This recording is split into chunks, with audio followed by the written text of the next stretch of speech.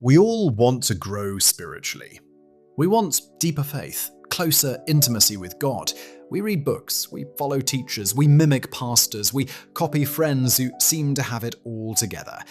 And somewhere along the way, we start confusing imitation with transformation. We call it growth, but God never intended your journey to look like someone else's. Here's the subtle danger. When you try to copy someone else's path, you measure your faith by their milestones. You compare your prayer life to theirs, your devotionals, your service, your spiritual highs. And every time you don't match them, you feel like you're failing. You start asking, am I really growing? Why doesn't God speak to me like he speaks to them? Am I less faithful? And that's where imitation quietly becomes a trap. Think about Moses and Aaron. God called Moses to lead Israel. Aaron followed him faithfully. But Moses had a path. Aaron had a path. And God's measure of their faithfulness was not whether they looked like each other.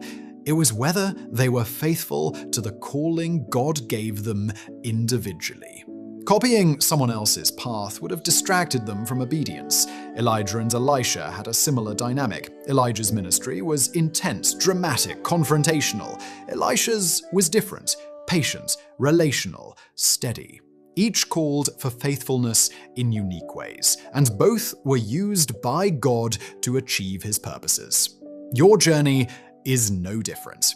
Now think about the modern church. Instagram highlights of holy lives, TikTok devotionals everyone repeats, podcasts where people reveal their spiritual routines.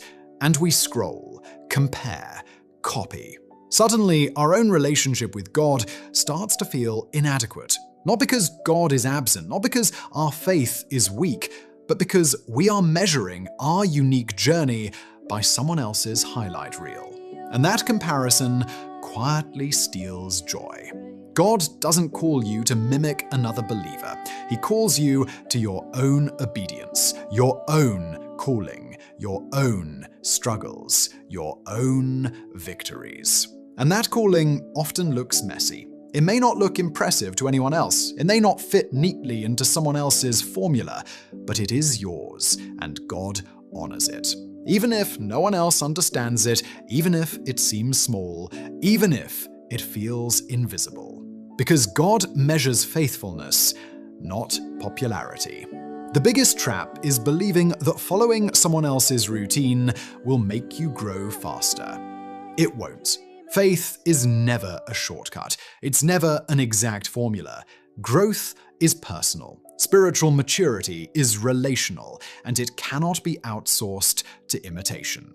When you copy someone else's spiritual habits, you may go through the motions. You may read the same books, pray the same prayers, serve in the same ways.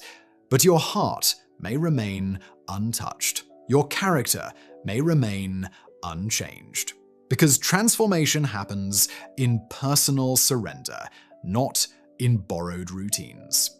And here's the truth many miss. God doesn't want a copy of someone else's faith. He wants your faith.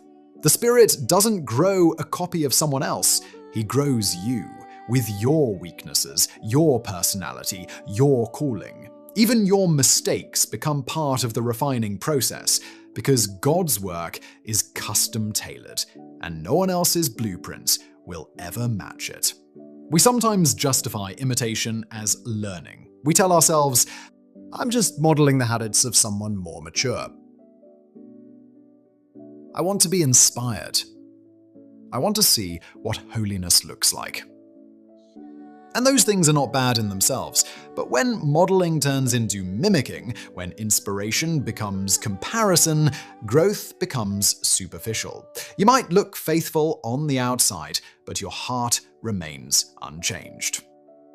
Section 5. Practical steps to walk your own path. Step 1. Stop comparing. Seriously, comparison is spiritual poison. It robs joy, it steals peace, it hides God's work in your life. Step 2. Listen to God. Not your friends, not the latest influencer, not the pastor everyone admires, just you and him. Ask, what do you want me to learn today? What step of faith is uniquely mine? Step 3. Take small, consistent steps. Not the ones that worked for someone else. Your prayer life, your study, your obedience. Do what God is showing you. Trust the process, even if it doesn't look like someone else's journey. Rehook. Reflection. Ask yourself honestly, are you following God, or are you following someone else's highlight reel? Your growth will only happen in your own obedience, not someone else's imitation. Section 6. Biblical reassurance. Paul reminds us, each one should test their own actions. Then they can take pride in themselves without comparing themselves to someone else. Notice what he says. Take pride. Yes, pride in obedience, but without comparison. Because comparison is the trap. Obedience is the growth, and growth is your story. Section 7. Stories of faithful obedience. Look at Ruth. No one was following her story. No one else had her circumstances. Her faithfulness looked ordinary, but it mattered to God. It mattered to the generations that followed. Her obedience produced blessing, not because she copied someone else, because she walked her own path. David wrote Psalms in the wilderness, not because he was copying another king, not because he was imitating someone else's faith. He poured out his heart, he wrestled with God, he trusted, and the Spirit recorded it for all generations. Section 8. Final reflection. Spiritual growth is never a copy, it's never a formula, it's never a checklist borrowed from someone else. It's a personal journey, a journey only you can walk, a path only God can guide.